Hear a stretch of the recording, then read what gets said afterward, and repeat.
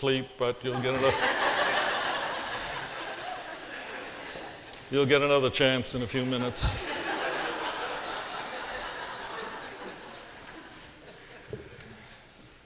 A minister by the name of Perry tells about his 3-year-old daughter, Betsy.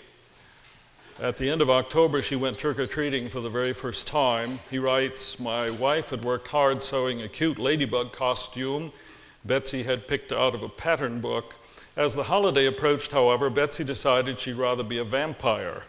Where she discovered vampires, I do not know. Her mother and I bargained with her, and she finally agreed to be a ladybug this year and a vampire next year.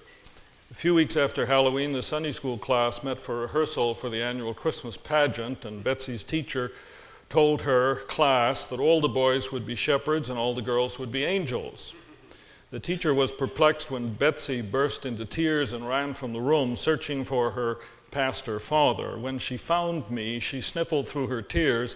My teacher says I'm going to be a Christmas angel in the pageant. I asked what was wrong with being an angel.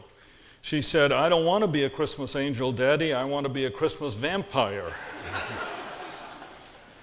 Angel, vampire, pretty well sums up the child, doesn't it?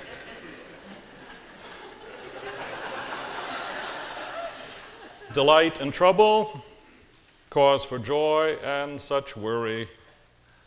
And if ever that child is front and center, of course, it is the Christmas season. The story is about the child, and therefore, in a way, about all children. The story reminds us that here's where it begins for all of us. No matter the other great challenges and concerns, hopes and worries that clutter the headlines, that demand our attention as adults each day, the heart of our life and the hope of our future rests in the child. And the question they asked a long time ago. Luke begins his account of the birth of Jesus with the story of the birth of John, who will become the baptizer. And it reads, fear came over all their neighbors, and all these things were talked about through the entire hill country, and all who heard about this birth pondered them and said, what will become of this child? 100 million of them born every year. African hut, crowded Shanghai, busy Manhattan, lonely Montana. And what happens to them, whether they grow healthy and strong to become mature, contributing, caring human beings, will affect not only those closest to them, but every one of us, our economy, our enjoyment of life, our safety, our social security, no less.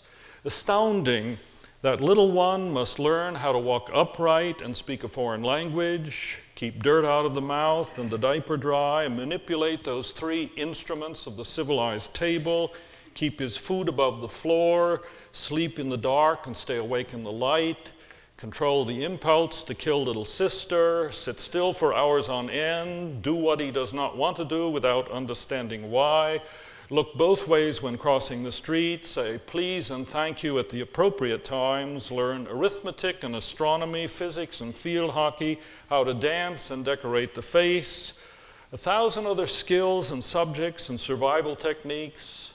And if you step back for a moment and watch, it is literally astounding all that must happen to brain and limb in just a few years.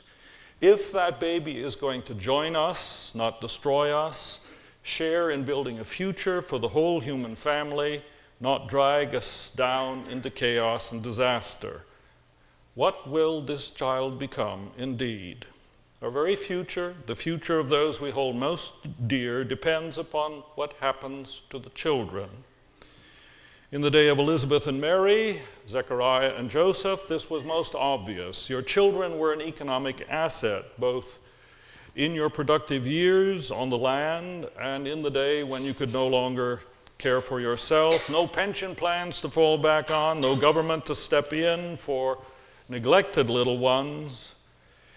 Admittedly, the tables have been turned. Today, children are an economic liability. Nevertheless, our future as families and human communities depends on what happens to them.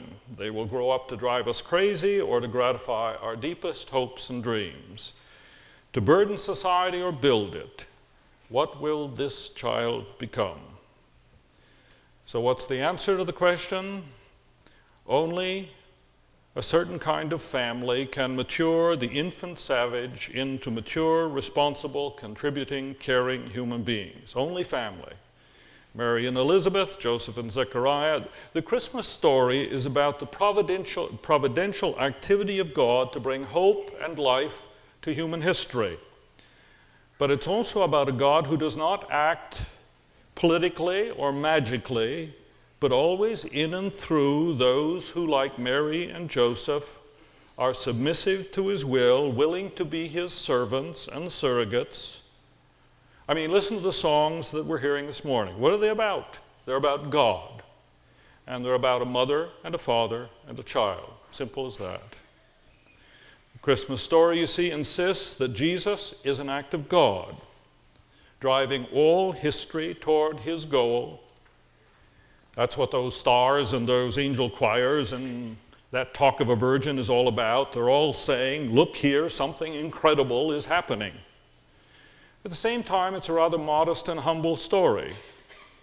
You know, there was a young fellow born about 300 years before Jesus who lived about the same number of years. In fact, his name was Alexander. Olympias, his mother, said that he was born out of the head of Zeus. Said she was penetrated by a thunderbolt so that fire gushed out of her womb. Not so this story, a simple story. By contrast, just a couple giving birth. Every pious Jewish mother, by the way, of faith still looks at her little one and says, maybe he will be the promised Messiah. Little children grow up to do God's work only as human beings see their presence as a number one responsibility. Now, when I say family, let me hasten to add that there are many kinds of family. The patriarchal families of traditional culture were large tribes of several generations. Did you ever wonder how Mary and Joseph could go for a whole day and not miss their son Jesus? Extended families of earlier rural life in this country, and now the nuclear family. But a family of faith, the faith that came in Jesus, is a particular kind of community. It means an intimate set of relationships characterized by unconditional affirmation of one another and accountability to one another. To have and to hold from this day forward, for better, for worse. If you don't get your homework done, Charlie, you don't get the car this weekend. John, I'm real upset. I need a little of your time. Edward, that picture was beautiful. Unconditional affirmation. 14-year-old tells what real family came to feel like to her. I read or heard somewhere that home is the place where you act the worst and are treated the best. Now I know what those words meant. I was cross all day to everybody. I snapped at my mother this morning. It was just awful to my brother. Tonight I left the kitchen for my sister to clean up, even though it was my turn. But when I got in, Mom had saved me a piece of pie. My brother offered to help me with my math. And when my dad got home late, he came in to see how I was feeling. Lying there, I felt looked after and above all, forgiven. It's just amazing how people I can treat so badly, who see my very worst side, still care. That's family. Unconditional embrace and never-ending accountability. Phyllis Laxton writes, while home on a break from medical school, my daughter was so busy she seldom sat down to eat a balanced meal. So using all the authority I could muster, I lectured her on the importance of good nutrition and ended my tirade with, the medical school should teach our future doctors the importance of a good diet. My daughter came over and gave me a big hug and said, they don't need to teach us. After all, we do have mothers. And they stay that way over the years. Have you noticed? Mothers. What will the child become? Loved and led, confident and responsible. It doesn't happen apart from family. No educational institution, no government program can make up for the lack of a Joseph and Mary. But family is under attack in our time, and elite culture out there tends to diminish the importance of marriage and family. John Leo, in a recent Newsweek, points to the relentless hostility unleashed by the 1960s counterculture, which portrays traditional family and marriage as oppressive, patriarchal, outmoded, and destructive to kids.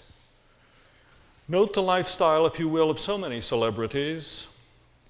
But in fact, all the data are to the contrary. The traditional two-parent family means, on average, adults who are more productive and happy, who rear children with more physical and emotional well-being, who are also more productive and happy. But isn't it true that even our own lifestyle today tends to erode family life? I refer to the fact that our busy schedules, as parents, as grandparents even, tend to limit the time we have together to simply know and share. I received an email from a former member who now lives in North Carolina, telling of their family's experience recently, 6 days without any power during that ice storm you read about. She writes, "Winter camping in our home was, to say the least, challenging.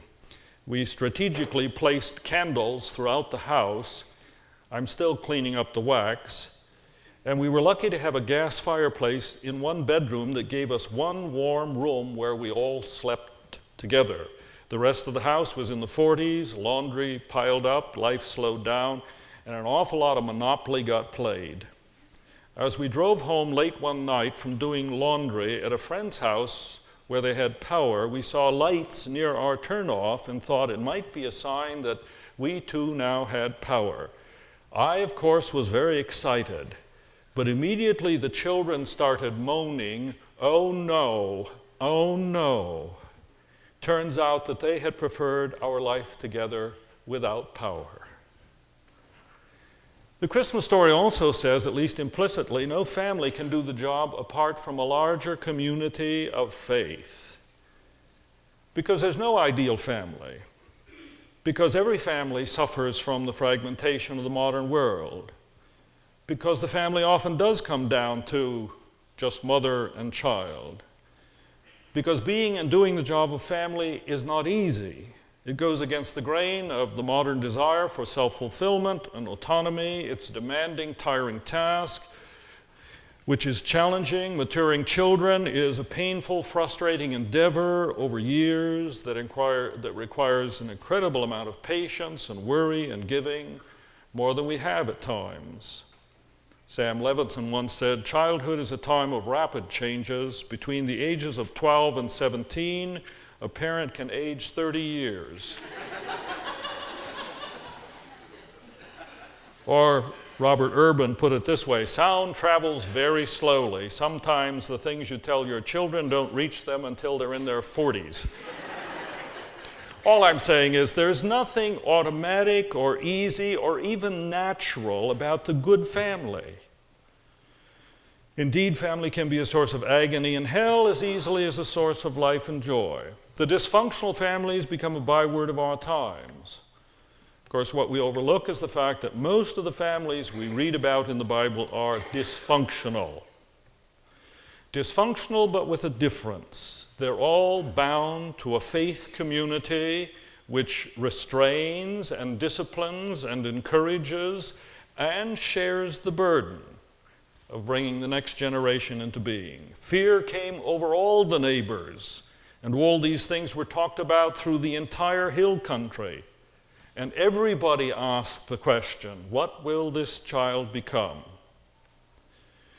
Marriage and family exist in virtually every known human society, but anthropologists know of no community that has long survived healthy and strong unless it has in its center a common faith and way of life. The family isolated, that is, without roots in a larger community of faith and values, is a family automatically at risk. Community of faith, all of us together, you and me, families and individuals, parents and grandparents, giving ourselves to our common hopes and futures, at the center of which is the child. Someone has said, our children are our gift to a future that we will never see. And indeed, the test of our own maturity in faith is whether we're able to see the child at the center of it all, where Jesus placed him, by the way. I know my family could not have done it alone. It was mother and father, along with and supported by a host of other faces that still hang there in the mists of memory, teachers and leaders and mentors and friends, heroes and models, all of whom enabled me to move from child to manhood. And it was in and through all of these that the hand of the Lord was with me. And it can be you that does that for the children of today, if you'll give a little time. You have no idea how important you can be to the next generation. After his father died, the great Southern novelist Walker Percy, at age 13, got to know, quite by accident, his 45-year-old Uncle Will, lawyer, war veteran, poet. Percy says that this marked a major turning point in his life, that he owes Uncle Will an unpayable debt. Physical education teacher received a letter from a former student. He wanted the teacher to know the impact he'd made on his life. Student told his teacher about the day in junior high, first day of class. The class had to run a 600-yard race, and the student didn't want to do it. After all, he always came in last, no matter how hard he ran. But this class turned out to be different, even though he again came in last. I remember you ran alongside of us, and you started yelling at me, "Good effort, Luke, good effort, absolutely magnificent." I felt like I'd won the Olympic gold medal for the marathon. Well, Lou became attached to this teacher over the years because he was the first person who ever took the time and interest to care. Next year he went out for soccer. I would have never had the courage to do it, he said, if it had not been for your example.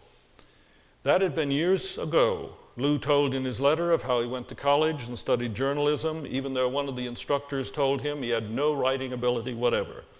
All through those 4 years, I held your example in my mind, Lou wrote, looking for possibilities and wondering how you managed to be so positive toward everybody all the time. He concluded his letter with this sentence: "Some time ago, I learned to know Jesus a little better and finally figured you out."